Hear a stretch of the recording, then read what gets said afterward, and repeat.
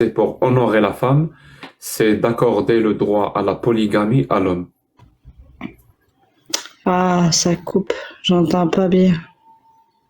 On a un problème de connexion, Miho. Pas. C'est toi qui l'as fait monter, Miho? Oui, elle a des soucis de connexion. Regarde. Elle a une barre.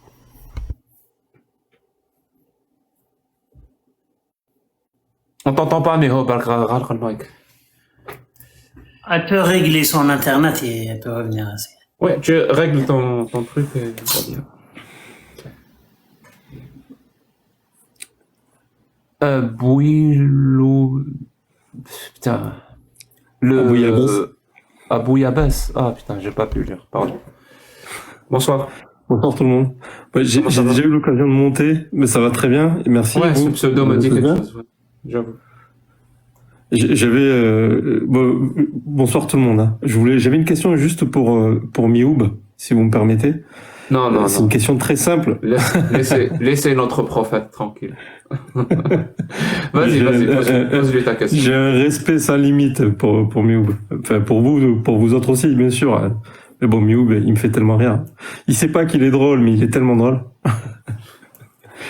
Et j'ai une question simple. Je suis d'origine marocaine, comme Amir. Et Mioub, lui, qui fait des lives quasiment tous les jours, à dépassant des records stratosphériques, j'aurais aimé savoir si vous saviez s'il existait l'équivalent d'un Mioub marocain. Parce que j'estime que ce que Mioub fait, de manière générale, hein, qui s'adresse à tous les musulmans, bien sûr, il y a aussi une vraie dimension liée à l'Algérie, je trouve, dans ce qu'il fait. Et j'aurais aimé savoir si... Essentiel. Oui, tout à fait, ouais, essentiel, ouais. Et j'aurais aimé savoir si, indépendamment de Amir, il y avait une personne comme Mioub qui faisait ça au Maroc. Et si ce n'était pas le cas,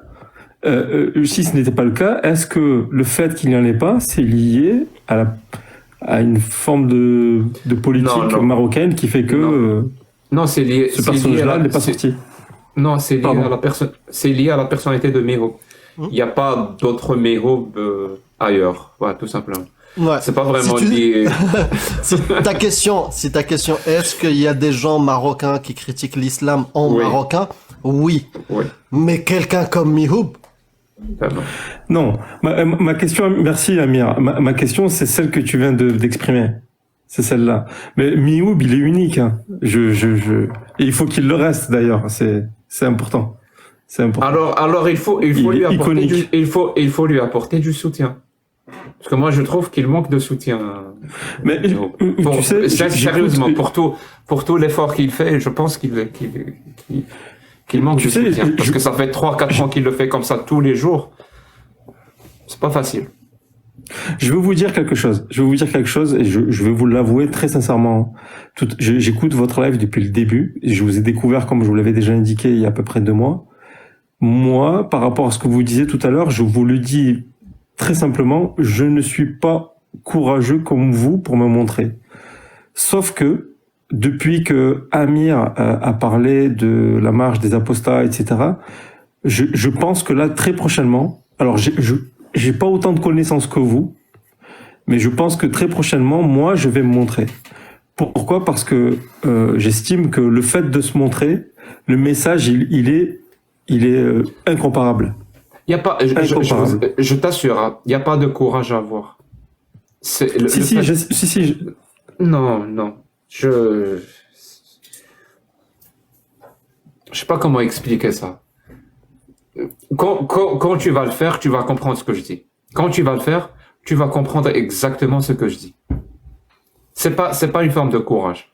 C'est une forme d'être victime de terrorisme ou pas. Voilà, c'est tout. Parce que contrairement à ce que les gens croient et pensent, le terrorisme, donc quand il y a le mot terreur, il fait pas beaucoup d'actions. Par exemple, en France, je sais pas combien d'actions il y a au nom de l'islam sunnite comme action réellement revendiquée terroriste. Il doit pas y en avoir beaucoup par an. Peut-être même qu'il y a des années où il n'y en a pas eu. Donc c'est juste quelques épisodes comme ça qui vont avoir beaucoup d'écho, qui vont justement instaurer un climat de terreur. Parce que je t'assure, c'est qu'en Algérie, c'est ce qu'on a vécu. Et ce climat de terreur, soit tu te soumets justement à ce climat de terreur, soit tu dis non.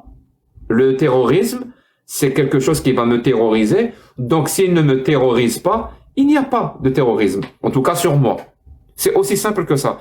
Et plus il y a des gens qui ne vont plus se soumettre justement à cette volonté de te faire peur, de te terroriser, plus ça n'aura aucun sens. Plus ça va se perdre. Et moins il y aura de gens, plus tout ce climat-là, c'est eux qui vont porter la charge. Je me suis très très mal exprimé, mais alors je sais pas pourquoi. Pas du tout. Pas du tout, ok. C'est l'impression que j'ai eue. Je suis tout à fait d'accord. C'est pas question de choix. Moi, je trouve que c'est question de choix. Moi, je vais en Norvège. Moi, j'ai quitté mon pays. Bon, ça fait longtemps avant le terrorisme et tout. C'est pas pour de se cacher. Voilà. Tu sais, moi, j'ai grandi, mes parents sont musulmans, ils ont été à la Mecque, etc. Toute ma famille sait que moi, je suis athée. J'ai toujours été athée toute ma vie. Mon entourage, tout le monde le sait. J'ai aucun souci de parler de ça. J'en parle ouvertement et je me fiche totalement de ce que les gens pensent. Au Maroc, j'en parle. Quand je vais au Maroc, je vais voir ma famille, je suis clair, je suis cash et ils le savent. Ils savent qui je suis. On me prend comme je suis ou on me prend pas. Je m'en fiche de ce qu'ils pensent en réalité. La seule chose, c'est plus le média qui m'a interrogé, Internet. Voilà, c'est juste ça. Qu'est-ce qu'on fait de mon image derrière? Je vous dis sincèrement, hein, c'était juste ça. Mais là, je suis en train de dépasser ce truc. Je suis désolé, mais je vais te couper la parole parce que tu mélanges deux trucs qui c'est pas la même chose. Être athée, c'est une chose. Critiquer l'islam et parler du prophète, c'est une autre chose. Je t'assure, hein, c'est pas la même chose. Dire je suis athée, tant que tu ne parles pas de l'islam, tant que tu critiques pas, tant que tu ne parles pas du prophète, ça peut même être accepté normal. Mais si tu parles du prophète, si tu critiques l'islam, si tu défends des valeurs humanistes contre les valeurs défendues par l'islam sunnite, ça c'est une autre paire de manches. C'est pas pareil.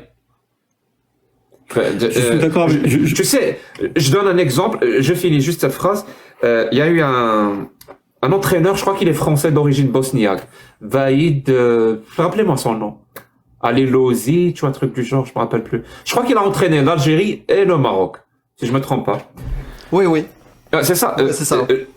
Le mec, il avait beaucoup de respect des Algériens. D'ailleurs, même jusqu'à aujourd'hui, les gens le respectent beaucoup. Oui, parce que le football est une autre forme de religion qui existe chez nous. Mais les gens le respectent beaucoup. Et pendant une conférence de presse, il a posé la question quelle est votre religion? Il aurait répondu je suis athée. L'entraîneur de l'Algérie qui répond en Algérie dans une conférence de presse je suis athée. Est-ce que ça a choqué quelqu'un? Personne. Tout le monde s'en foutait. Pourquoi à votre avis? Parce qu'il n'a pas parlé du prophète, il n'a pas critiqué, il n'a pas parlé de l'islam, il n'a rien fait. D'ailleurs, quand on lui a dit que il fallait amener un imam avec l'équipe pour qu'il fasse la prière avec eux, pour qu'il leur fasse la ruqya, il accepte, lui, normal. Tu vois, donc dire je suis athée, si tu te tais, tu ne gênes pas, ça peut même être accepté de manière normale. Mais si tu oses accorder, parce qu'à partir de maintenant, je vais plus dire critiquer l'islam, hein. Je ne vais plus dire ça. Je vais utiliser une autre phrase. Si tu oses accorder aux autres citoyens leur droit d'écouter la critique de leurs croyances, là, ça peut commencer à poser problème parce que tu touches à quelque chose. Je suis d'accord avec ce que tu dis, Jack. Juste à la petite précision, c'est que je suis français. Je suis français d'origine marocaine. Et en bon français, je n'ai pas pris le temps de m'intéresser à cette religion qui m'a été transmise par mes parents. La plupart des Français d'origine maghrébine, marocaine, algérienne, tunisienne, ils font pas cette démarche-là parce qu'ils considèrent que ils sont au-dessus ils marchent sur l'eau. Donc du coup, c'est le cas partout. Pour le coup, c'est le cas partout. D'accord. Du coup, moi, j'ai pas fait cette démarche-là. J'ajoute à ça que j'ai toujours quasiment toute ma vie été athée. Mais et en plus, j'ai pas de bagage j'ai pas de bagage pour donner le change. J'ai l'humilité de le reconnaître. Tout simplement parce que je ne suis jamais renseigné.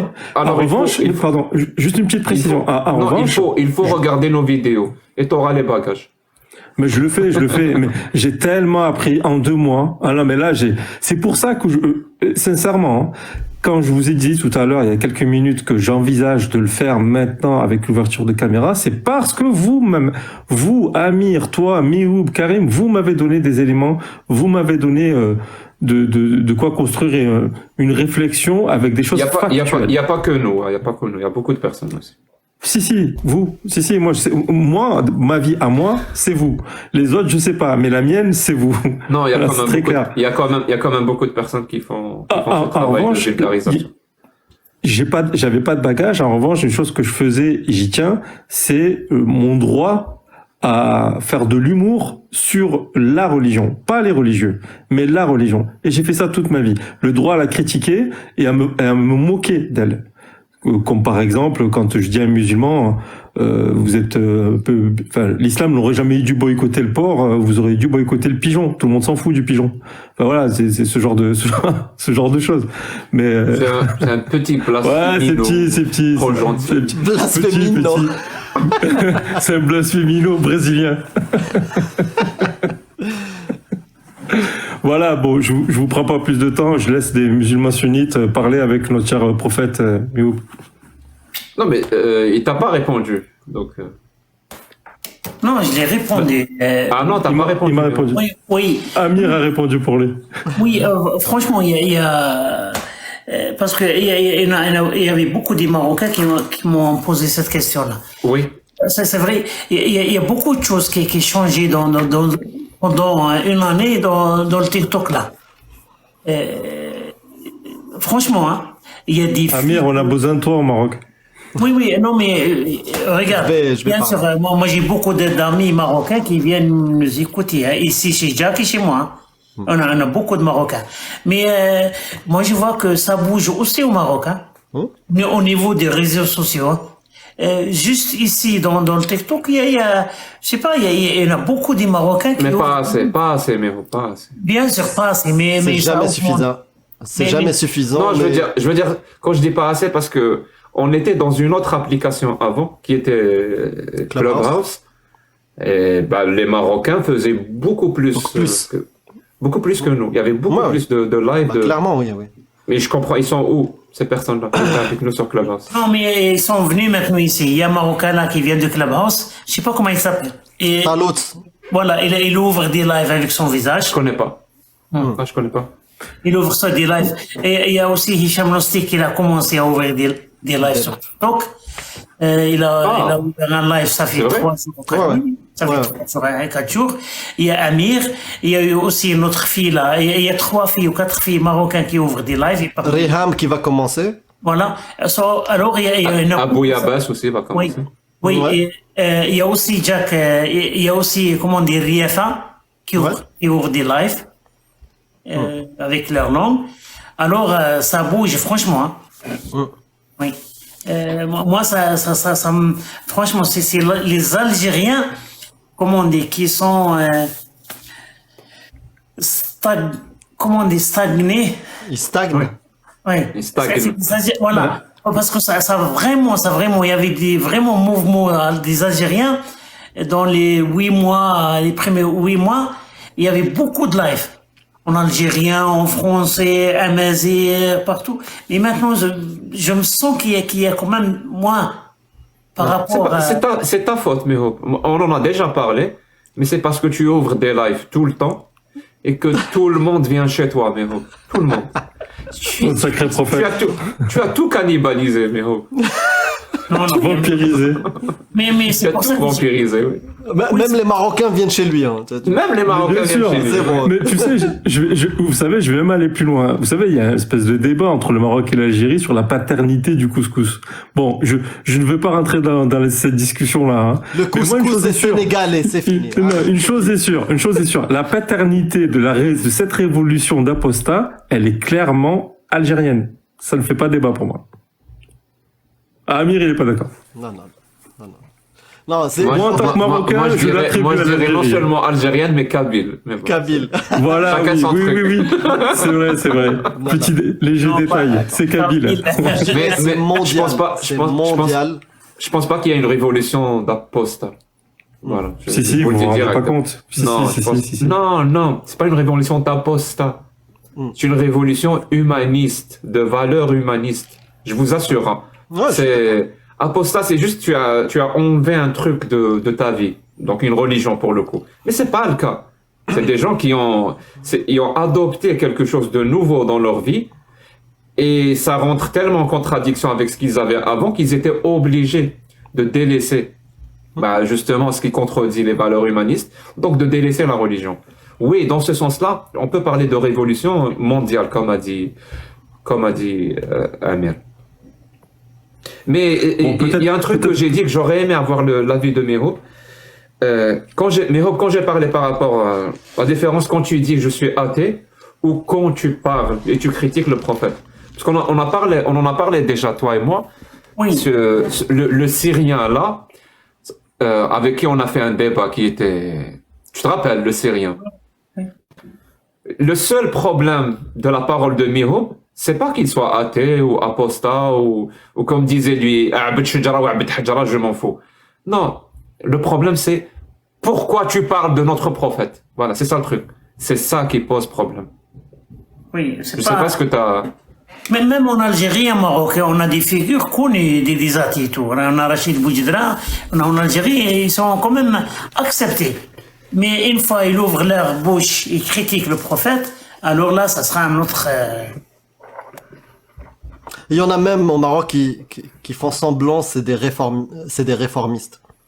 Parce que c'était d'anciens imams que je connais personnellement. Aujourd'hui, ils se présentent en tant que réformistes. Ils mènent leur combat en disant je suis musulman réformiste. Alors que je suis sûr. Ils sont athées. Ils sont athées. Voilà. Athées. Et pour le coup, ça pour moi, c'est un manque de respect total envers les musulmans. Quand un athée prétend réformer ta religion, t'imagines ce qu'il pense de toi? C'est grave, hein? C'est grave. C'est-à-dire, je suis athée, je crois pas du tout à ta religion, je crois pas du tout à ton Dieu, mais je vais te réformer ta croyance. Mais mon pote, tu te prends pour qui? C'est ma religion. Si elle doit te réformer, c'est à moi de le faire. C'est pas à toi. Le rôle de l'athée ou du militant, c'est justement de créer assez de pression pour obliger une réforme. Et moi je le dis, hein, vraiment, la force de l'islam, sa force, c'est qu'il était inchangé. Depuis 14 siècles, c'était sa force. L'islam ne change pas. Et ça va devenir sa faiblesse. Parce que, je vous assure, une petite réforme de l'islam, juste une petite réforme, va signifier la mort de l'islam. Parce que il a été construit de telle façon qu'il est imperméable à la réforme. Et toute réforme va l'attaquer, va l'éroder dans ses fondements. Parce qu'il est construit comme ça, l'islam. Il doit pas changer. Il est inchangé. C'est la parole de Dieu. C'est les verbatim de Dieu. C'est ce que Dieu a décidé. C'est parfait. Le prophète est un exemple. Tu vois, tout est fait pour que ça soit complètement inchangé. Et dès qu'il y a des trucs qui vont commencer à changer, par exemple, on va dire, les hadiths sahih, vous savez, il y en a beaucoup qu'on ne doit pas accepter. Ça va, vraiment, c'est la fin de l'islam. Ou alors on va dire, vous savez, il y a des versets qui ont été expliqués, mais c'est pas la bonne explication, donc on va mettre de côté Ibn Kathir, Tabari, c'est la mort de l'islam. Et aujourd'hui, nous savons qu'une entité qui ne sait pas s'adapter à l'évolution meurt. Non. Clairement. Sur le réformiste Jack, tu sais, dans un monde où il n'y a pas d'athée, il n'y a pas de critique de l'islam, le réformiste ou même le coraniste devient la cible à abattre. Oui. Et en tout cas, ils essayent de faire comme ils peuvent avec les moyens du bord, mais... C'est pour ça que nous, on est là pour prendre tous les coups, pour que vous puissiez justement... Voilà. Et de rien, voilà. Vous nous remerciez, mais on vous dit de rien. Voilà. Bon, merci pour tout. Karim, juste pour toi, je vais voir un concert de rock jeudi soir, je penserai à toi.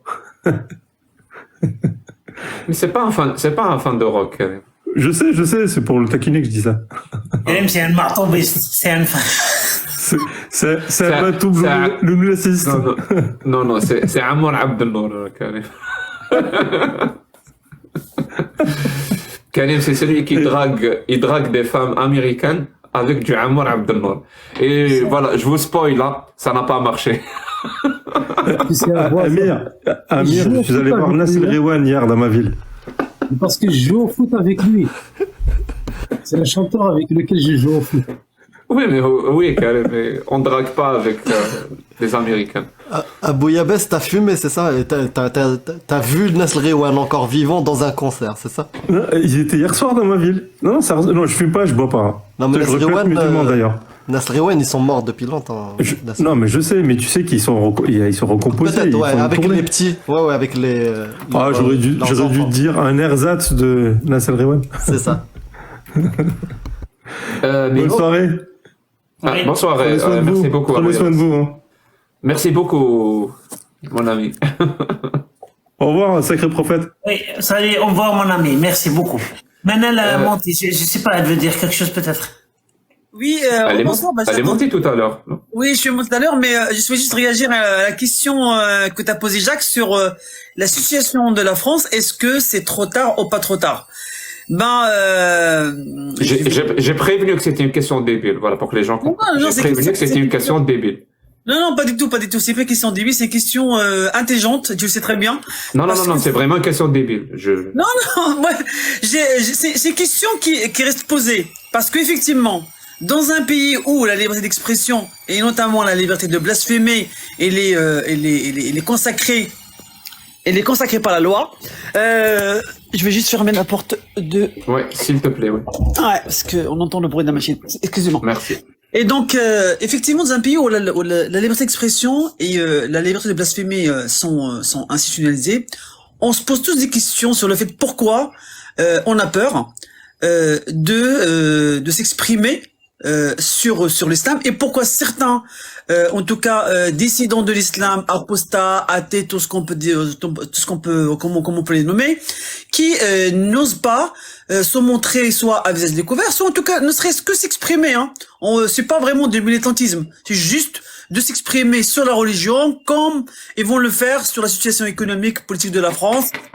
Ils ont un avis sur tout, et ils sont capables de l'exprimer sur tout, sauf quand il s'agit de la religion de l'islam.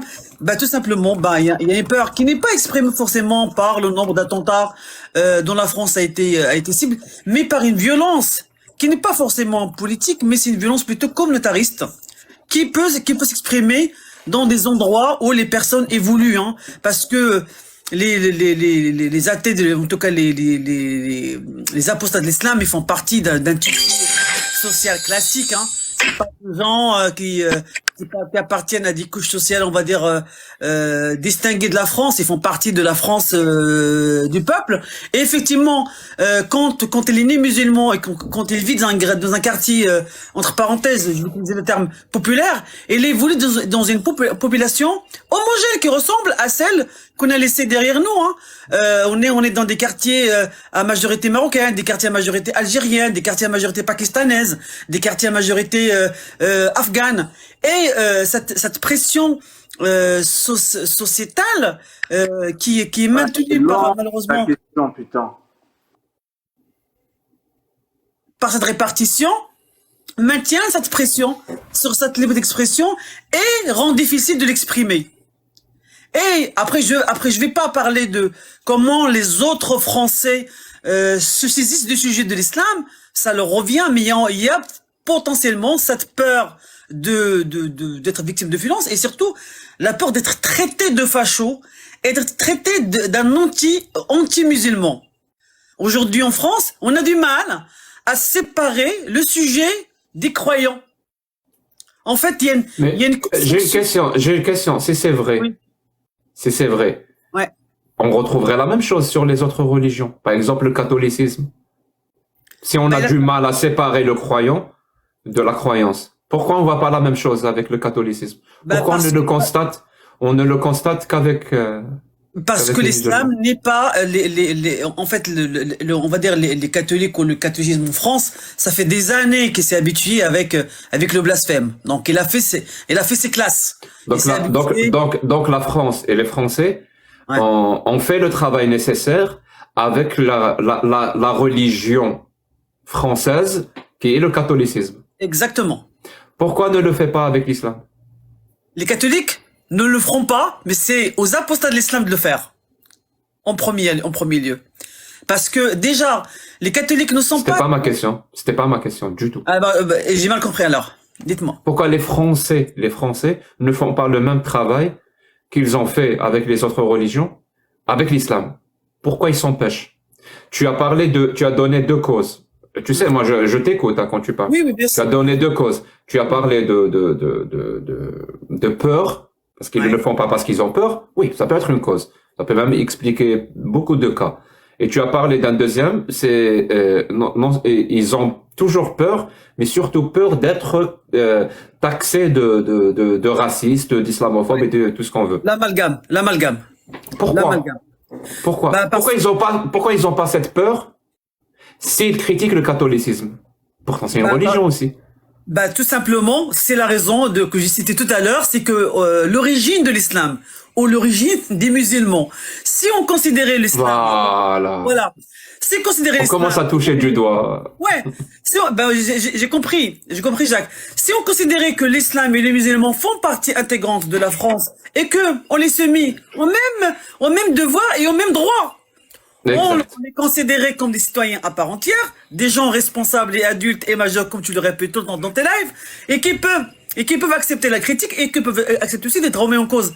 Soit donc par rapport à leurs idées, soit par rapport au comportement, parce que les idées de comportement dans ces sociétés, on a droit de les évoquer sans forcément tomber dans le racisme le plus crasse, hein, parce que on peut tous avoir des comportements, des égarements, qu'on soit athée, croyant ou pas, on n'est pas des êtres parfaits. Et donc en France, effectivement, on a toujours ce regard paternaliste, et il y a aussi des classes politiques, malheureusement, des courants politiques qui profitent de ça. Et ça empêche, aujourd'hui, on le voit très bien, comme tu l'as dit, on peut dire, en France, on peut se déclarer athée. C'est pas le problème, même au Maroc, en Algérie. Mais dès qu'on aborde, effectivement, on aborde le sujet de l'islam et du prophète, là, on a toutes des armées qui vont sortir, nous dire, vous amalgamez les musulmans, les musulmans en ont marre d'être le sujet principal en France, on en parle des matins au soir, vous faites le travail de l'extrême droite. Exactement.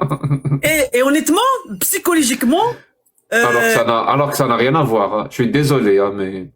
ouais, et voilà, mais bon, mais dans tous les cas, quoi qu'il en soit. Non, mais est-ce que je peux t'interrompre une minute? Excuse-moi, oui. On dit ça d'eux parce qu'ils parlent surtout des musulmans, pas des textes de l'islam. Moi, j'ai pas encore regardé CNews ou BFM, par exemple, qui parlent des textes en islam. Peut-être qu'ils le font, mais voilà, on le voit jamais. Ils parlent des musulmans, pas de l'islam. Ah oui, toi tu parles des médias. Ouais, voilà. Ah mais moi je parlais pas forcément des médias parce que les médias ils sont pas spécialisés de débat théologique. Hein. Les médias ils rapportent des faits, des comportements, ils vont interpréter des sondages, des FOP, ils vont interpréter un tel incident dans un lycée où une fille a forcé la porte avec le voile, c'est des faits divers, c'est les médias. Mais effectivement dans les débats, et pourquoi pas, c'est une bonne idée. Si le jour on verra un débat théologique à la télé française où on verra Jacques ou d'autres débattre sur des islams, on aurait avancé. Mais même ça encore en France, ce n'est pas encore le cas. C'est pas encore le cas. On peut de temps en temps tomber sur des débats sur l'histoire de la chrétienté, sur les guerres religieuses chrétiennes, mais on parle pas assez des faits religieux, ne serait-ce que le fait historique de l'islam tel que tel. On parle souvent des faits divers. Je suis d'accord avec toi. Mais là, c'est les télés. Mais moi, je parle pas des réseaux sociaux. On parle juste des musulmans, en fait. L'essentiel. Je vais te donner la parole de 2 secondes, Espen. Ouais. L'essentiel, c'est que on doit définir le problème réellement. Et il n'y a que la liberté d'expression qui permet l'identification claire du problème. Quand tu as le droit de parler de tout ce que tu veux, c'est la seule façon pour toi de définir littéralement ce que c'est que le problème et de bien le définir. Mieux tu le définis, mieux tu vas élaborer des solutions pour régler ce problème. Et encore une fois, même les solutions qui seraient discutées pour régler le problème, ça passe aussi par la liberté d'expression. C'est-à-dire, quand on a la liberté de discuter de n'importe quelle solution, même les plus débiles, c'est grâce à la liberté d'expression qu'on va faire le tri et on va sortir la véritable solution parce que justement, on a identifié clairement le problème.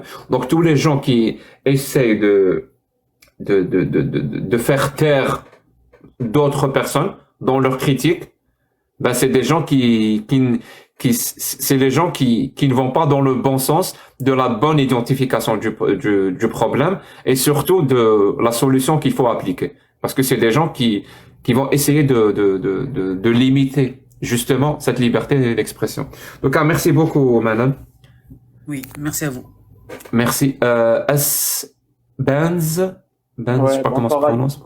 Bonsoir, je vous ai même pas salué en arrivant parce que la personne était en train de parler. Donc, je me présente, je m'appelle Salem et on peut même pas dire que je suis apostat parce que je suis athée. Je suis athée agnostique et agnostique, comme Jacques. Est-ce que tu es un ex-musulman? Je suis né dans une famille musulmane, mais j'ai jamais vraiment été musulman. Par exemple, j'ai jamais jeûné dans ma vie. Alors que même ceux qui ne pratiquent pas l'islam, ils ont l'habitude de jeûner à moi. Mais moi, j'ai jamais jeûné, par exemple. Donc, je me considère pas comme étant un apostat. J'ai toujours été athée, quoi. Agnostique, plus. Donc voilà, c'était pour te répondre. Oui.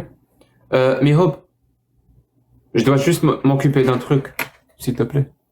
Oui, oui. C'est dommage parce que j'ai une c'est- petite question. Je suis vraiment désolé, j'ai une petite urgence. Ça va me prendre 2-3 minutes. D'accord, pas plus. je vais me muter, il n'y a pas de problème, je vais attendre que tu reviennes, il n'y a pas de problème. Mais tu peux poser ta question, S-Benz. Voilà, oh, il va l'entendre. Hein. Tu peux au moins poser ta question si tu veux. Non, mais on s'en fout, et il peut attendre. Cassius, bonsoir. Salut, ça va? Je sais pas qui c'est qui m'a fait mon... Mais Hope, il même pas 30, je dirais. Vas-y, je vais attendre les Hope, t'inquiète. Attends, toi. Je disais, je sais pas qui c'est qui m'a fait monter. Moi, j'étais bien, j'écoutais, là. C'était cool. Tu dormais? Non, du tout, j'écoutais. C'est toi? D'accord, ok. Jack. Astaghfirullah. Pourquoi tu l'as fait? Elle est peur, Cassius. Je mets ma cam d'ici 10 minutes, j'arrive. Pas de souci. Kamal, bonsoir, Wajdida. Kamal? Oui, salut Miob, Jacques Le Fou, Amir, Augustine, tout le monde, et voilà. Voilà. Donc, non, je voulais monter par rapport à la personne qui parlait un petit peu par rapport à l'éducation nationale en France. Étant donné comme quoi... Non, est-ce que le live est pour parler de l'éducation de la France? Non, tout à l'heure, il parlait comme quoi... Est-ce que tu es musulman? Non, mais par rapport à tout à l'heure... Je suis un citoyen... Est-ce que tu es musulman? Bon, alors je te fais descendre. Tu ne veux pas répondre à la question? Allez, au revoir, mon ami. Mais je ne sais pas pourquoi vous ne répondez pas à des questions. Je te pose la question. C'est peut-être un nouveau, il a pas compris que ici. Non, il n'est pas nouveau. Kamal, il n'est pas nouveau. Ah, tu connais. Ils veulent pas annoncer la couleur, ils veulent pas annoncer la couleur, mais c'est pour ça. Oh, c'est toi. Maintenant, je te connais. Oh, ça fait longtemps que je t'ai pas parlé.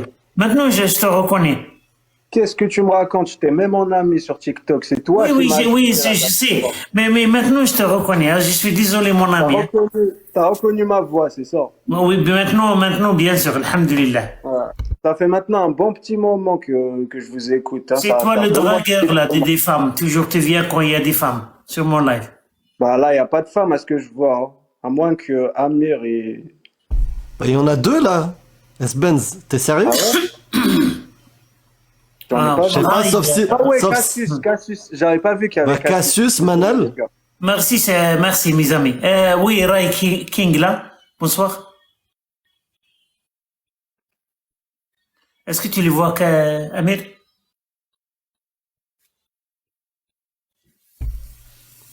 Ray King là.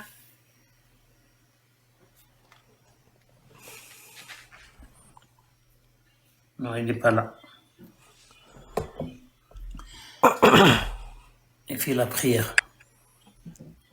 Vous pouvez mettre 7 si vous avez suffisamment d'abonnés.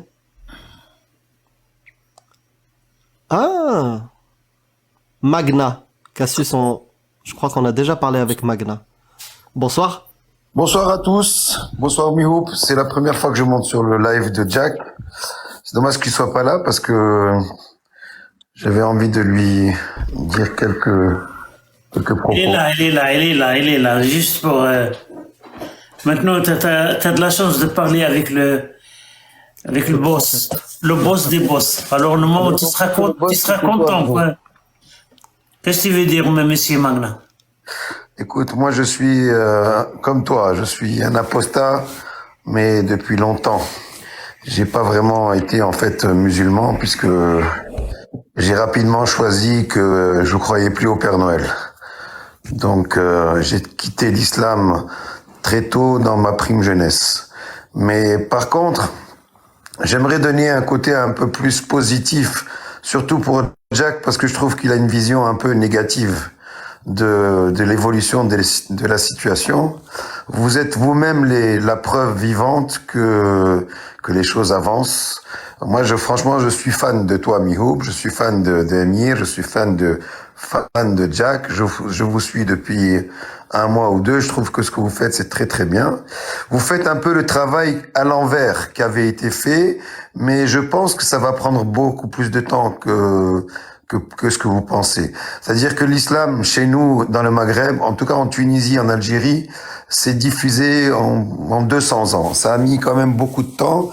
Les Berbères, qui étaient catholiques pour la plupart, ou juifs, ont résisté à l'islam et ne se sont convertis qu'au bout de 200 ans.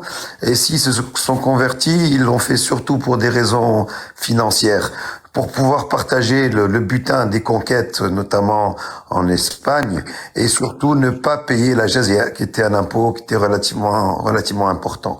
Mais ce qu'a fait le prophète, c'est un peu le travail TikTok, c'est-à-dire qu'au début, il avait une petite clique, c'était un peu le gourou avec une dizaine de suiveurs. Bon, il y avait Khadija, il y avait Ali au début, puis il a agrandi le cercle, et puis progressivement, il a agrandi à des milliers, des centaines de milliers.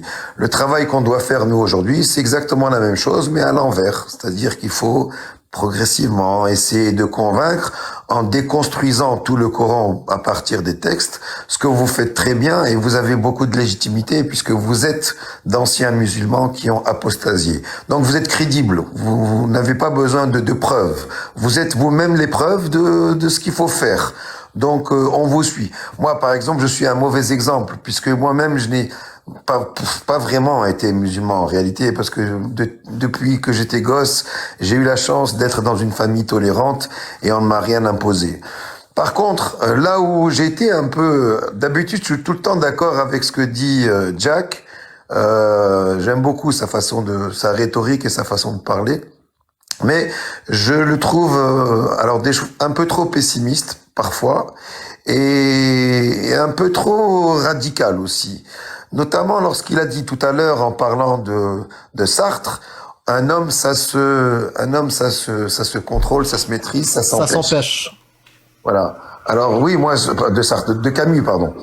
Lorsqu'il parlait de ça, il disait je sais. S'il y a une erreur à ne pas faire, c'est de confondre entre Camus et Sartre. C'est le comble. Je suis d'accord. Mais bon, ce que tu as dit tout à l'heure, tu en as tiré des conclusions que je pense ont dépassé un peu ta pensée, parce que tu en as conclu qu'en Algérie, en Tunisie, au Maroc, il n'y avait pas d'hommes. Mais je pense que tu fais un contresens par rapport à l'histoire récente de l'Algérie d'abord, de la Tunisie et du Maroc. Vous êtes la preuve vivante qu'il y a des hommes. Je veux dire, en Tunisie, en Algérie, on a connu des périodes difficiles parce que justement, il y avait les islamistes, les barbus, etc. Mais moi, j'ai connu l'Algérie en cette période-là parce que j'y étais allé et j'y suis allé aussi après et j'ai vu qu'en Algérie, il y avait beaucoup de gens qui ont résisté aux islamistes. Mais en fait, c'est un système. C'est très facile de résister quand on est à l'extérieur. Mais quand on est à l'intérieur, on a une famille, on a un travail, c'est très, très difficile. C'est une société qui est très dictatoriale et qui t'empêche totalement de penser et de réfléchir. Donc résister à l'extérieur, c'est facile, même si il y a des conséquences. Moi, depuis que je suis sur TikTok, ça fait même pas 2 mois. Vu mes positions un peu radicales, j'ai reçu des centaines de menaces. Donc, j'imagine si je faisais ce travail-là directement dans l'Algérie du temps des années noires, c'est quand même très difficile. Mais il faut reconnaître qu'en Algérie, on a des hommes. Ça, c'est une réalité. Il y a des gens qui respectent leurs femmes, il y a des gens qui se sont levés contre la religion musulmane, et surtout, il y a des gens qui sont levés contre l'État. Et en Tunisie, c'est la même chose. Maintenant, un second point que j'aimerais quand même souligner, la loi musulmane aujourd'hui n'est pas appliquée dans les États. On a déjà commencé. Non, on va point par point, parce que là, tu abordes un deuxième point. On va aller point par point. Voilà. Je vais être franc, direct. Il y a une idéologie, l'islam sunnite, qui est utilisée comme autorité pour écraser les peuples. Oui. Résister, c'est dénoncer cette autorité. Donc, dénoncer cette religion. Point. C'est pas prendre les armes et aller éliminer des terroristes. Je parle pas de ça. Je parle réellement de dénoncer. Bien sûr. De dénoncer sans aucune concession cette idéologie, parce qu'elle est à la base de tout. C'est ça que j'appelle résister. Heureusement qu'il y a eu quelques hommes qui ont résisté, comme je l'ai défini. Ça veut dire dénoncer cette idéologie dans ses fondements. Heureusement qu'il y en a quelques-uns. Heureusement. Mais moi, ce que je dis, c'est que il faut que la population soit consciente déjà qu'elle est oppressée et qu'elle est méprisée et que son humanité et que sa dignité elle est refusée au nom de cette idéologie. Déjà, il faut qu'elle soit consciente. En plus de ça, il faut qu'elle se révolte. Elle se révolte. Et se révolter, je reviens à Albert Camus, ce n'est pas dire je ne suis pas d'accord, mais j'accepte quand même. Non. C'est soit se révolter, soit tu acceptes. Il n'y a pas une troisième possibilité. Si tu ne te révoltes pas, c'est que tu as accepté. Et j'aimerais juste citer je me rappelle plus de son nom. Hannah Arendt, je crois. Les gens vont me corriger dans le chat. C'est ça, oui. C'est une militante contre justement pour les droits les droits civiques de la population noire aux États-Unis. Donc elle a vraiment milité contre l'esclavagisme, contre beaucoup de choses. Et elle en a libéré beaucoup, peut-être même des milliers de personnes. On lui a dit, est-ce que c'est beaucoup? Elle leur a dit non, c'est vraiment pas beaucoup, c'est rien. Et on lui a posé la question, alors pourquoi ça n'a pas marché? Elle leur a dit avant de libérer un esclave, il doit d'abord comprendre que c'est un esclave. S'il comprend pas que son état c'est de l'esclavagisme, il va pas essayer de se libérer. Et c'est exactement ça. Et moi, quand j'entends des femmes, c'est même pas des hommes, des femmes qui montent dans nos lives et qui défendent la polygamie de leur mari, elle n'a même pas conscience que cette parole est une parole qui l'oppresse, qui la réprime et qui la méprise totalement dans sa dignité. C'est ça. Donc d'abord avoir conscience que c'est un système qui te méprise et après se révolter. Et justement, on ne peut pas le faire s'il y a absence. Je répète, s'il y a absence de critique acerbe, de critique, parfois même véhémente, de cette idéologie, et que cette critique soit présente partout. Moi, j'ai envie, je te dis ce que j'ai envie, c'est-à-dire mon rêve absolu, c'est quoi? C'est que à chaque fois que quelqu'un va utiliser l'argument d'autorité religieuse pour faire passer son point de vue, on va le remettre à sa place. Ça veut dire cet argument, si tu l'utilises dans l'espace public ou l'espace politique, on va te dire, tu as dit Allah et le prophète ont dit. Viens, on va discuter ce que Allah et le prophète ont dit. On va te parler de toutes les horreurs et de toutes les absurdités. qui existent dans l'islam. Et si tout le monde fait ça, et tout le monde doit faire ça, doit faire ça. Ce jour-là, les gens qui veulent utiliser cet argument d'autorité auront peur de le faire parce qu'ils savent, moi je suis musulman. J'aime ma religion, j'aime mon prophète. Mais le problème, c'est que à chaque fois que je l'utilise comme argument dans l'espace public, mon Allah et mon prophète prennent des coups. Et ils vont arrêter de le faire. Et tu sais comment on appelle une religion qui arrête de s'imposer dans l'espace public et elle se restreint dans l'espace privé? On appelle ça la laïcité. Non, ça s'appelle le sécularisme et ça s'appelle la laïcité. Je parle avec des Français, donc j'utilise leur terminologie. Voilà, ça s'appelle le sécularisme. C'est comme ça que le sécularisme s'impose. C'est pas une décision d'en haut qui va venir et qui va par magie, les citoyens vont devenir laïcs et séculaires. Mais ils vont pas le devenir. C'est la population qui va imposer justement cette façon de faire. Et moi, c'est ça que je veux. Et c'est ça que j'appelle résister. Ça sert à rien de prendre des armes. Non, ça sert à rien de prendre des armes. Donc, ce qu'on appelle le côté répressif. Hein. Ça sert à rien de prendre des armes contre des personnes qui ont pris le maquis, par exemple. Si derrière tu ne combats pas l'idéologie qui a fait que ces gens-là ont pris le maquis. Elle tombe ça sert à rien. L'idéologie, elle est en train de tomber toute seule. Tu le vois dans les textes de droit qui sont applicables aujourd'hui. Quand tu prends l'exemple du Maroc ou de l'Algérie. Aujourd'hui, par exemple, la polygamie, elle a été très fortement restreinte en Algérie. C'est quasiment impossible d'être polygame. Non, là, je suis pas d'accord, par contre. Ils l'ont pas interdite formellement, mais ils ont posé des conditions très restrictives. Et au Maroc, ils ont fait la même chose. Et en Tunisie, elle a été interdite. Ils ont pas au Maroc, regarde bien le texte, je peux te garantir qu'il est extrêmement restrictif. Je le regardais encore tout à l'heure, il est très restrictif. Ce qui fait qu'en réalité, en Algérie, il y a à peine 5% des couples aujourd'hui qui sont polygames. Non, c'est faux. Mais même si c'est vrai, c'est rien. Tu crois vraiment que c'est ça, remettre une idéologie à sa place? Tu crois que c'est ça? Non, la société est en train de démolir l'idéologie parce qu'elle est incompatible avec le monde moderne, même en Algérie et même en Tunisie, et même au Maroc. Quand tu vois le droit qui est appliqué, par exemple, en Tunisie, les seules dispositions coraniques qui sont encore debout, c'est les lois sur les successions. Le droit de la famille a totalement été sécularisé. Il n'y a plus aucune disposition. Est-ce que tu sais que la Tunisie était le premier fournisseur des drapeaux noirs? Oui, je sais, bien sûr, mais voilà, je dis ça, je dis tout en même temps.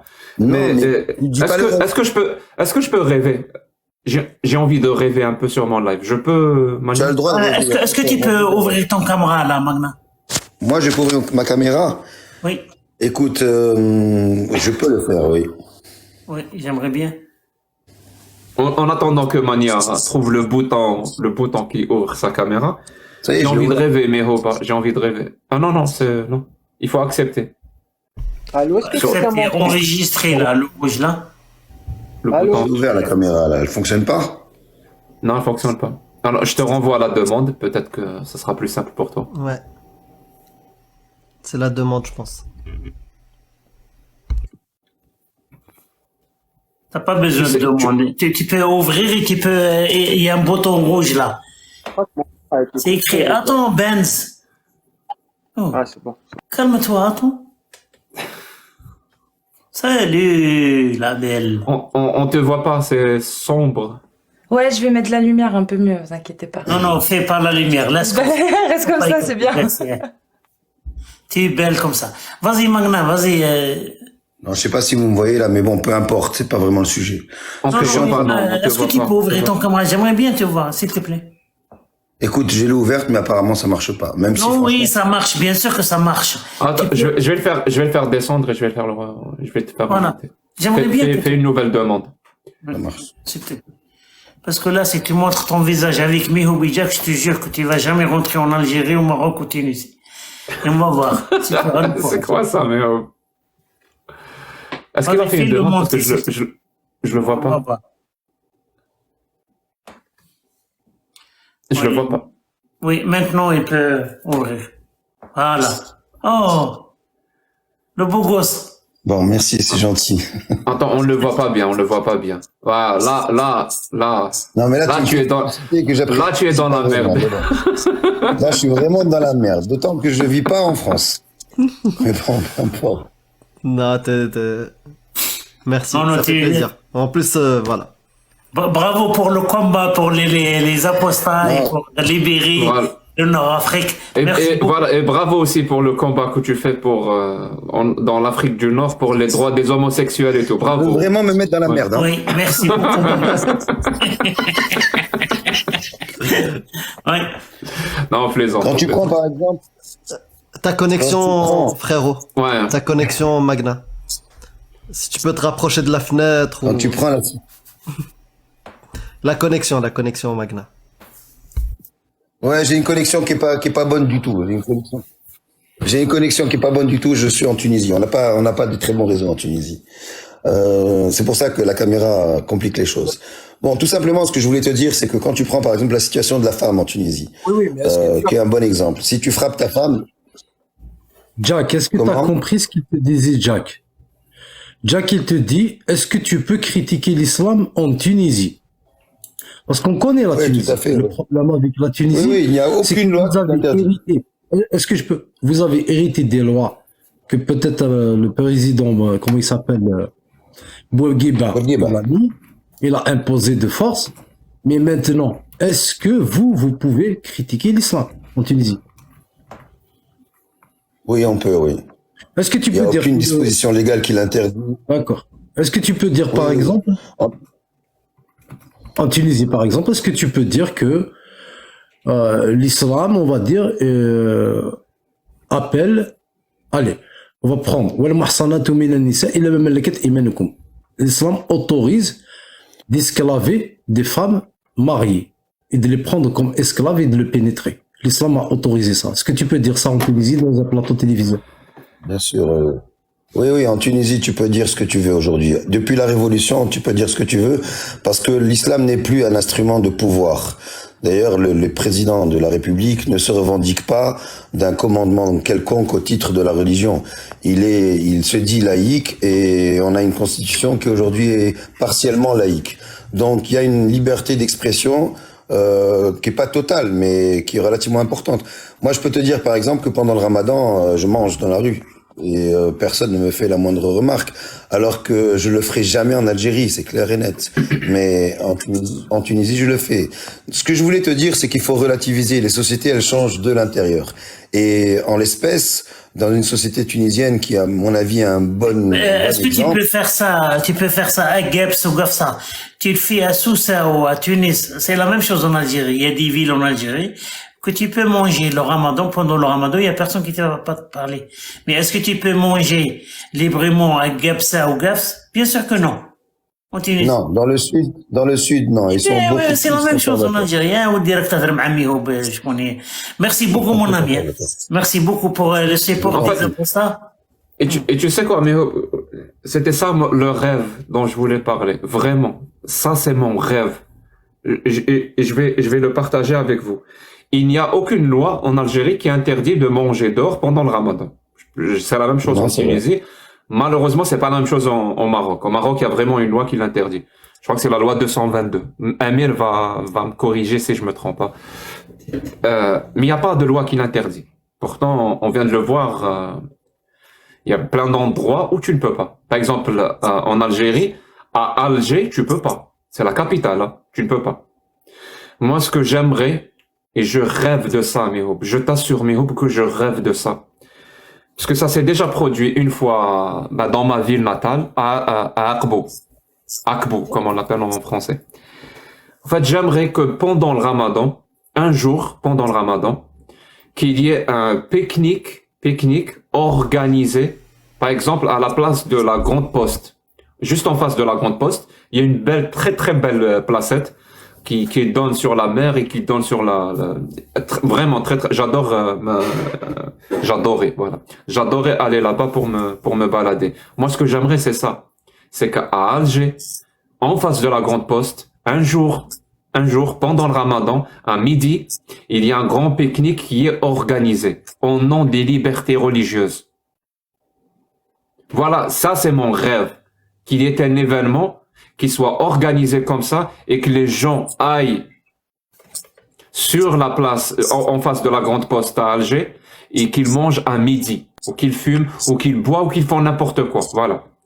Juste au nom des libertés religieuses. Parce que justement, le truc avec les droits et libertés, c'est que si ne te bats pas pour elles vont disparaître.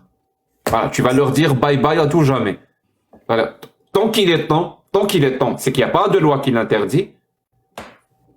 Bah, il faut peut-être essayer de commencer à la défendre. Et si vous n'essayez pas de la défendre, ça va vraiment, hein, ça va prendre juste quelques années, surtout avec le pouvoir lâche, mais vraiment lâche, hein, et incompétent qu'on a en Algérie. C'est vraiment une question de quelques années pour qu'ils nous votent une loi comme ça qui va interdire, comme au Maroc, interdire complètement aux gens de manger. Parce que là, il y a eu une nouvelle lune. C'est en 2024. Voilà. Bon, au Maroc, il y a ça. Au Maroc, pendant un mois, parce qu'il y a une nouvelle lune, un Marocain ne peut pas manger à l'extérieur. En 2024. Si je peux juste faire une petite remarque sur le Ramadan. L'article 5 de la Constitution tunisienne. Là, j'allais lui poser la même question, Karim. C'est bizarre. Vas-y, j'ai raison. Non, mais vas-y. C'est ton live. Vas-y, t'en prie. Non, vas-y, j'ai la Constitution en face, mais vas-y, fais-le. Je ferme mon mec. Ouais, l'article 5 qui dit la Tunisie constitue une partie de la nation islamique. Déjà là, ambiguïté, une partie de la nation islamique. Je comprends pas. Comment la Tunisie c'est un État, mais il constitue une partie de la nation islamique. Il y a une partie qui est reliée à une nation islamique quelque part. Après la suite, seul l'État doit œuvrer dans un régime démocratique à la réalisation des vocations de l'islam. L'État doit œuvrer à la réalisation de l'islam authentique qui consiste à préserver la vie, l'honneur, le bien, la religion et la liberté. Mais je comprends pas cet article. Je vais t'expliquer, puisque tu comprends pas. L'article 1 de la précédente constitution disait « La Tunisie est un pays laïque, mais sa religion est l'islam ». C'était un paradoxe complet, puisqu'il y a une contradiction évidente. Il y a eu un projet de constitution qui a été déposé, qui abrogeait totalement cet article 1 et qui faisait de la Tunisie un pays totalement laïque.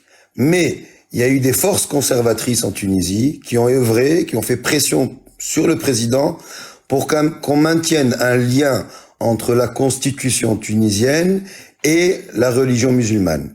Donc il a fait une concession et il a supprimé cet article 1 qui ne figure plus et il a remplacé par cet article 4 qui ne fait plus que référence à l'Umma al-Islamiyya. Autrement dit, ce que tu vois toi comme une régression, en réalité c'est un progrès. Tu comprends? Peut-être que dans la prochaine constitution, cet article 5 disparaîtra.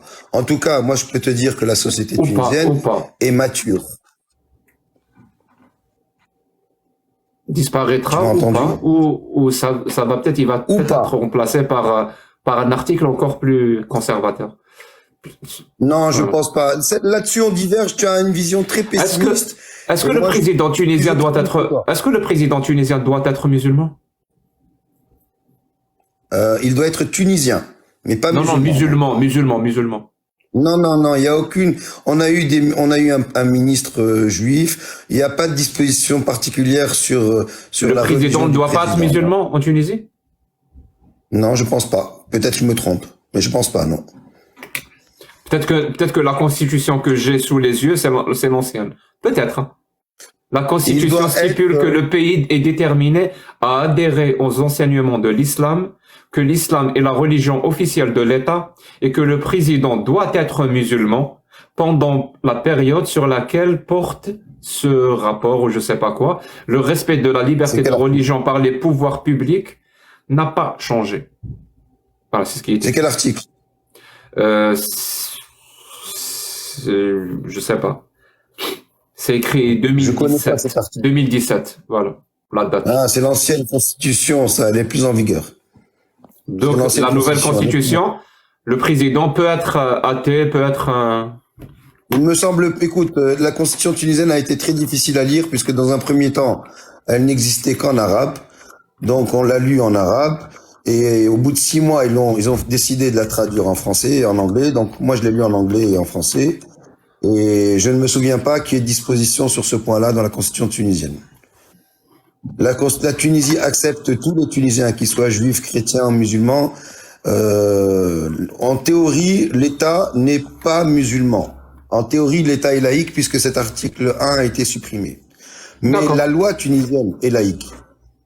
La loi tunisienne ne fait aucune référence à la charia, à part le droit des successions. Le droit de la famille, qui est le plus important, et le droit des femmes surtout. Aujourd'hui, les femmes tunisiennes, je peux te garantir qu'elles sont extrêmement libres. Magna, Jack, il a raison. Article 88. Le président de la République est le chef de l'État, sa religion est l'islam. Section première, le président de la République. Article 88. Là, c'est la Constitution. Ça, c'est la Constitution algérienne, Karim. Non, c'est la Constitution tunisienne. C'est le même article qui stipule que le président doit être musulman, 88 dans les deux. La Constitution tunisienne, là. Ça serait bizarre, hein. Mais je t'assure. Ça serait étonnant. Si, j'ai la Constitution tunisienne ici. Écoute, je connais pas cet article, j'ai des lacunes. Ce que je sais, c'est que de toute façon, 99% de la population en Tunisie est censée être musulmane. Donc, en pratique, la question n'a aucun intérêt. Puisqu'il ne reste plus que 1400 juifs en Tunisie. Malheureusement. Parce que, il y a une explication après, Jack, si tu veux, mais... Ah, non, je viens de confirmer. L'article 88, oui, c'est ça. Le président de la République et le chef de l'État, sa religion est l'islam. C'est possible, je te fais confiance. Constitution 2022. Mais là, on parle que de textes. Et ce qui est important, c'est de voir l'application concrète de ces textes. Et dans la vie réelle, aujourd'hui, les femmes tunisiennes, puisqu'on en parle, la problématique de l'apostasie, tout ça, c'est plus des questions qui se posent. Les femmes tunisiennes ont des droits, même souvent, peut-être même plus de droits que les femmes françaises sur le papier. Sur le papier, hein, pas en réalité. En matière de divorce, par exemple, je peux te dire que... franchement, hein, franchement, ça m'étonne. Je vis entre la Tunisie et la France. Je passe beaucoup de temps en Tunisie, beaucoup de temps en France.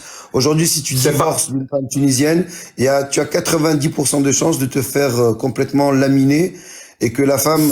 c'est pas un argument. C'est pas un argument. C'est pas parce que tu vis entre la France et la Tunisie. C'est la pratique des juridictions. C'est la pratique des juges. De manière très concrète, si par exemple tu as une ordonnance d'éloignement et que tu n'as pas le droit de venir au domicile de ton épouse et que tu y vas, je peux te garantir que tu vas avoir les flics dans la demi-heure et que tu vas finir au poste de police. Je connais plein de gens à qui c'est arrivé. La seule disposition qui est un peu ancienne, c'est l'adultère en Tunisie. Mais bon, en France, l'adultère n'a été supprimé qu'en 1968.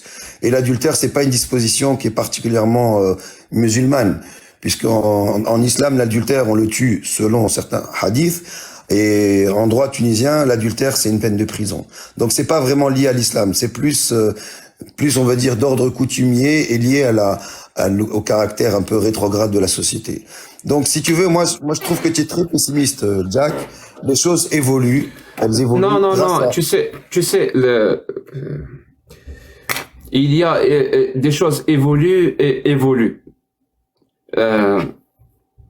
Quand c'est un dictateur,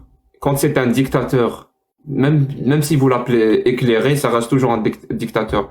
Quand c'est lui qui décide, par exemple, le fait d'enlever la polygamie, c'est pas les Tunisiens qui ont décidé, c'est un dictateur qui a décidé. C'est un dictateur, littéralement celui qui a décidé. Non, c'est Bourguiba qui l'a décidé, oui. Oui, c'est un dictateur qui a décidé, à l'unanimité, tout seul. Tout seul, il a décidé. Qui n'était pas d'accord. C'est ça un dictateur. C'est quelqu'un qui décide sans le consentement de son. Comme Atatürk. Juste comme Atatürk, comme plein de choses. Ça ne fonctionne pas. Une dictature, même éclairée, ça reste une dictature. Et une dictature ne va pas enfanter, avec son mécanisme, ne va pas enfanter une démocratie où les droits et libertés sont consacrés. Ça ne marche pas comme ça. C'est pour ça que j'ai relevé le détail qui dit que la Tunisie était le fournisseur, et de loin, le premier fournisseur pour les drapeaux noirs.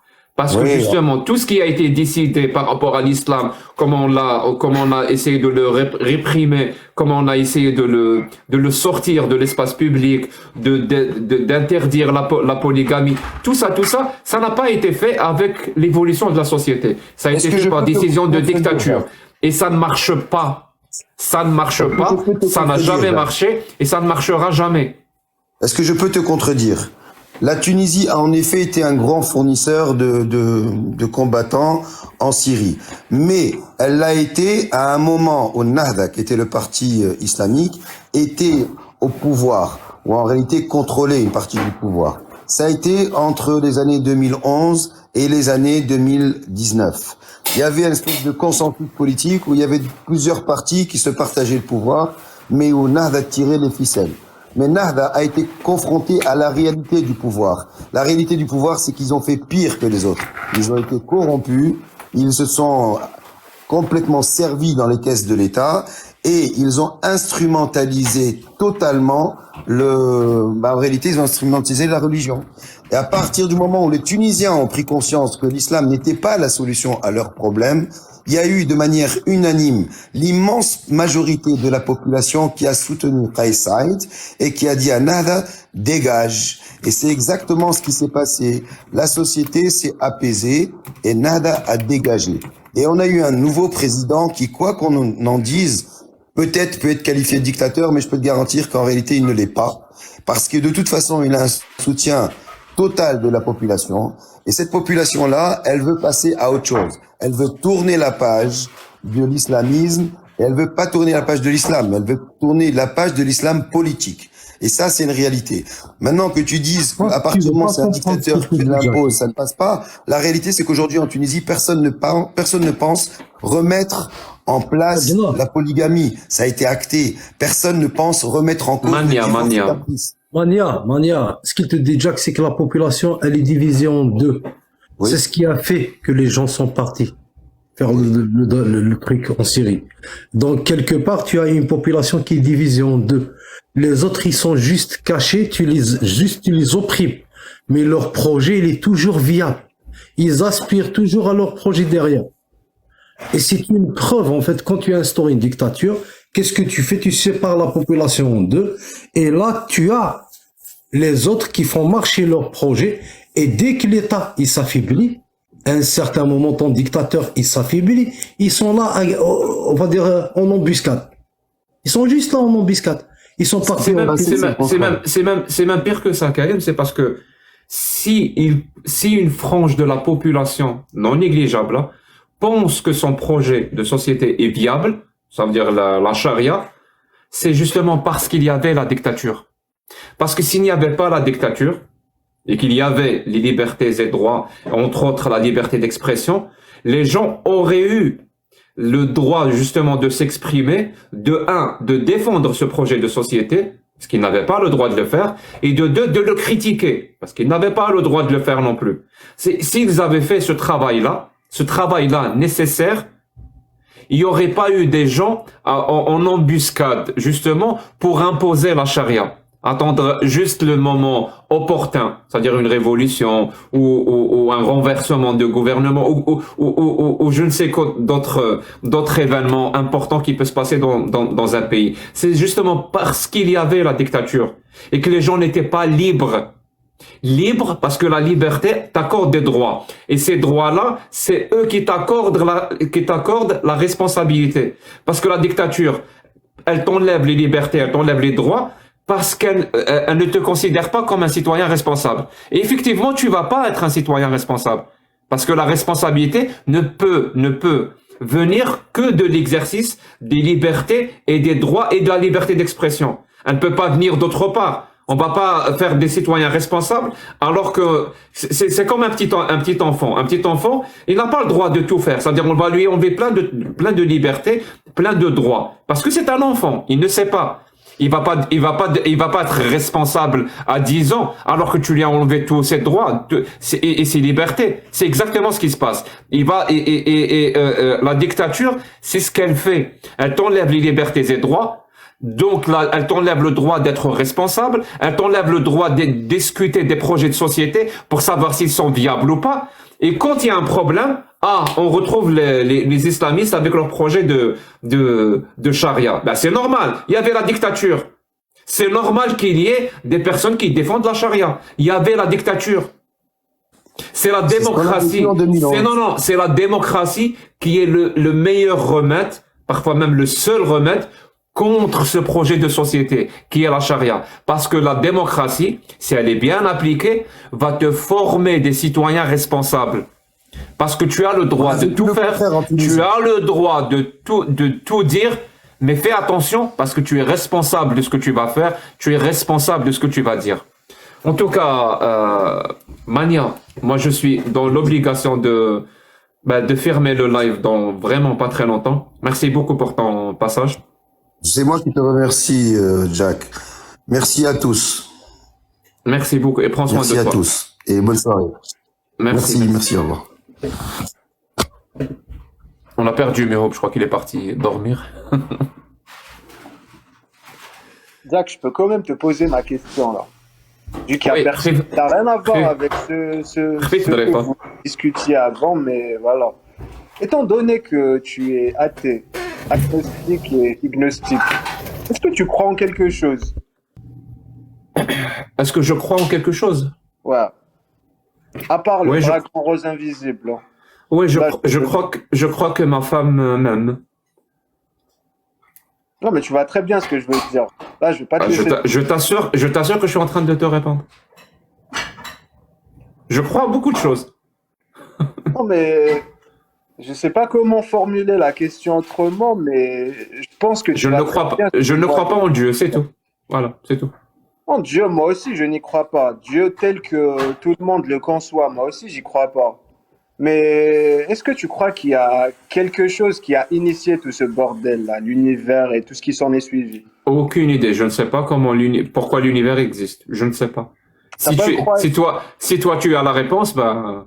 Ah, mais j'ai pas du tout la réponse. Je voulais juste voilà, moi non plus. Toi, tu pensais par rapport à ça. Moi, je suis athée et voilà, j'ai pas de croyance en Dieu ou quelque chose comme ça.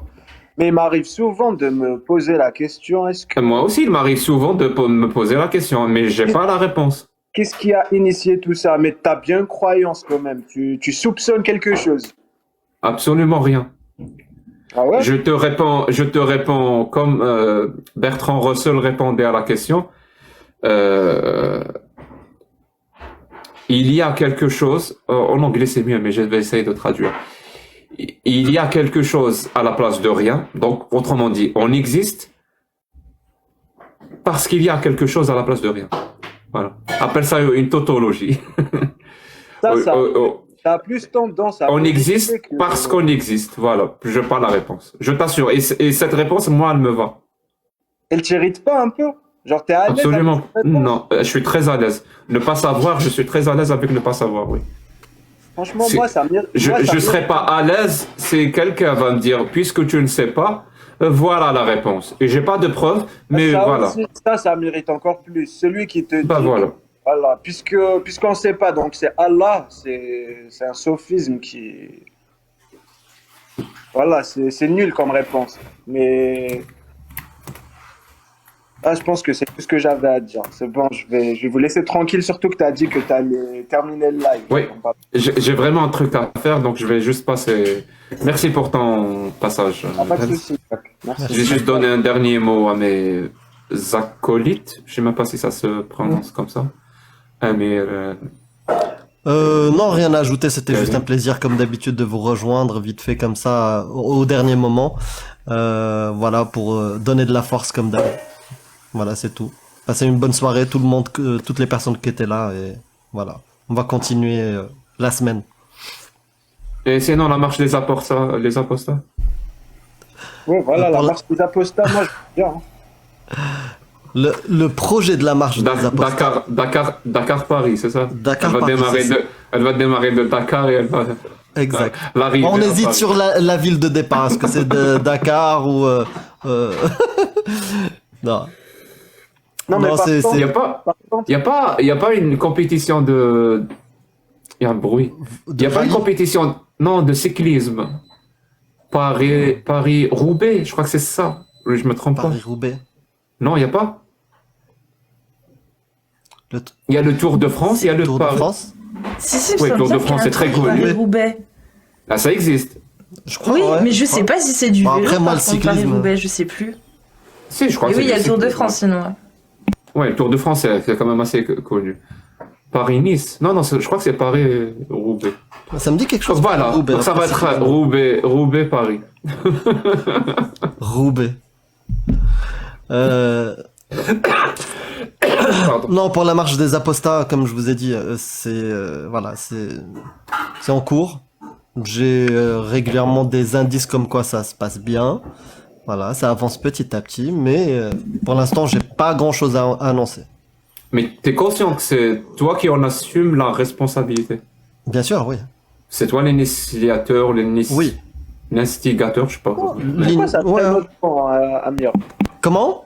Pourquoi ça traîne autant? Ça traîne parce que il y a des... C'est quoi cette question? Ça traîne Non, parce parce que que ça c'est... fait longtemps qu'il Parce en qu'il le parle. fait exprès. Ça fait longtemps Voilà. qu'il donne cette réponse. Oui, parce que je vais Il pas... se fait désirer, il se fait désirer. Ouais, c'est ça. Non, non, j'ai l'impression que même pour cette question-là, t'as du mal avec « je ne sais pas ». Tu vois. Il faut Non, mais accepter je des pensais- fois moi, je de pensais ne que- pas savoir. Je pensais que pour faire une marche, il suffisait juste de l'annoncer, de l'organiser avec la mairie de la ville en question. Là, je pense La que préfecture. Ouais. Ouais. Avec la préfecture, déposer un dossier à la préfecture. Ouais, mais là, c'est un petit peu plus compliqué que ça. Donc, Alors, on fait pas une manifestation pour défendre les chats. Si c'était le cas, je l'aurais eu hier. Surtout que je pense dans le contexte actuel avec la guerre là où vous savez, je pense que tendu un peu. Bah c'est pour ça, parce que la ville que je ciblais au début, c'est un peu plus compliqué. Donc Pourquoi c'est pas à Paris? je veux pas, je veux pas donner plus d'infos. Benz, merci beaucoup, mon ami, parce que j'ai vraiment envie de. Merci à toi, Jacques, y a pas de souci. Prends soin de toi. À bientôt. Cassius, Bah écoute, tu m'as pas parlé, mais. Non, ouais, moi, bah non, je savais pas qui c'est qui m'avait fait monter, apparemment c'était toi. Mais c'est vrai que c'était enfin. Moi, j'ai bien profité, là, j'étais bien, j'ai regardé le live. C'était cool. Voilà, comme d'habitude. Donc, sympa de pouvoir faire un petit coucou à la fin. Merci d'être passé. Karim, mon ami. Pareil, ça fait un plaisir comme d'habitude. Voilà. On espère que En tout cas, moi, j'ai beaucoup apprécié le live d'aujourd'hui. J'ai eu l'impression de revenir en arrière et de parler exactement comme j'aime parler, comme j'aime défendre les idées humanistes et de démocratie, de droits de l'homme, l'égalité, les droits et libertés. Tu vois, j'en avais un petit peu marre de, voilà, texte, interprétation, et puis le café est tabari, alors que je m'en fous. En vrai, je m'en fous, parce que, vraiment, je suis athée. C'est-à-dire, j'ai eu l'impression que j'étais pris dans une boucle infernale. Et quand j'ai revu quelques lives, je me suis dit, non, il y a eu un truc il y a eu une altération qui m'a pas plu. C'est-à-dire, et donc je vais revenir à l'essentiel. Je ne vais parler des textes que si je peux les utiliser comme support pour montrer quelque chose pour démontrer plutôt quelque chose que je veux démontrer. Voilà. C'est la seule condition où je vais parler des textes. Sinon, je vais pas en parler. Voilà. Je vais défendre mon projet de société. Réellement. Je vais essayer parce que j'y crois. Voilà. Vous avez le droit de croire. Vous avez le droit de croire à votre projet de société qui est la charia et son application. C'est votre droit. Vous voulez le défendre, c'est votre droit. Moi, ça me dérange pas. Je sais pas ce que la loi française dit, mais moi, en l'occurrence, en ce qui me concerne, ça me dérange pas. Et c'est ça que j'ai envie de faire. J'ai vraiment envie de défendre mon projet de société et laisser les gens avoir le contraste qu'il y a entre les deux projets de société. Un qui émane d'un livre sacré, d'un livre divin, d'une vérité absolue, et un autre projet de société qui ne croit pas aux absolus, aux livres divins, et à Allah, ou au prophète, ou au buraq, ou n'importe quoi. d'autres comme superstition. Donc, je vous remercie vraiment beaucoup pour la confiance que vous m'accordez, que vous m'avez accordé et que j'espère que vous allez continuer à m'accorder, d'être toujours aussi nombreux. On a vraiment été... Voilà, il y a 62 000 personnes qui sont passées sur le live, c'est vraiment énorme. Il y a eu un pic à 3200 personnes, ce qui m'étonne à chaque fois, je vous assure. Je suis toujours étonné et même abasourdi par sidéré même à chaque fois que le nombre de personnes qui accordent de l'importance ou qui accordent du crédit à notre parole. En tout cas, je vais essayer de ne pas trahir justement cette confiance et de ne pas trahir l'effort que vous faites et pour m'accorder votre soirée du vendredi soir. Je vous donne rendez-vous tous les jours chez Mehoub pour ceux qui parlent algérien, mais ça parle assez souvent en français depuis quelques semaines.